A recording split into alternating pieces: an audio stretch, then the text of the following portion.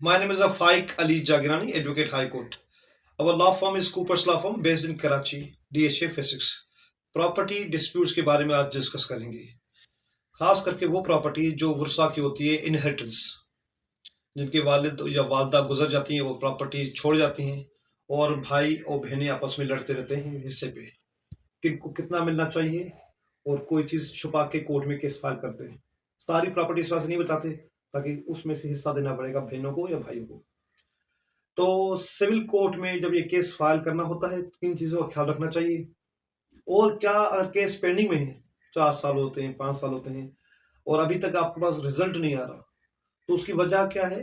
Civil court में ना जाने की वजह से और एविडेंस ना पेश करने की वजह से। एविडेंस किस तरह पेश किया जाए उस बारे में हम डिस्कस करेंगे आज।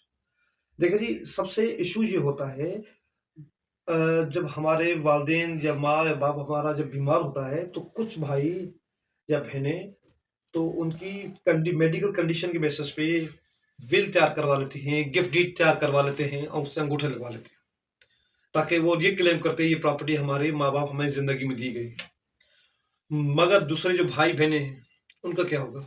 क्या कानून इस चीज की इजाजत है कोई प्रॉपर्टीज ज्यादा हिस्सा एक भाई को दिया जाए या एक बहन को दिया जाए? कतन इसकी कानून में कोई इजाजत नहीं है। कानून ये कहता है अगर प्रॉपर्टी माँ बाप की है और वो शेयर किया जाएगा शरीयत के हिसाब से। नंबर 1। नंबर 2 क्या है? कुछ माँ बाप पैसे इन्वेस्ट करते हैं, प्रॉपर्टी लेते हैं, मगर एक बेटे के जो 20 साल 25 साल उम्र है उसके नाम पे ट्रांसफर करवा लेते हैं ताकि टैक्स की वजह से वो बोलते हैं जब ये प्रॉपर्टी आपने अपनी बहनों भाई में डिस्ट्रीब्यूट करना, मगर जब वो गुजर जाते हैं तो भाई की नीयत हो जाती है चेंज, या बहन की नीयत हो जाती है चेंज, मैं अभी क्यों दूं, ये तो प्रॉपर्टी मेरी है तो इस पर तो हिस्सा नहीं दूंगी। इस तरह के काफी डिस्प्यूट्स मसले कोर्ट में चलते हैं।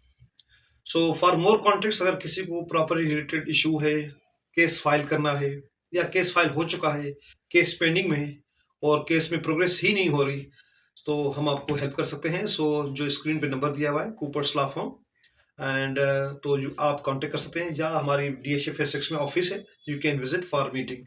Look forward. Thank you.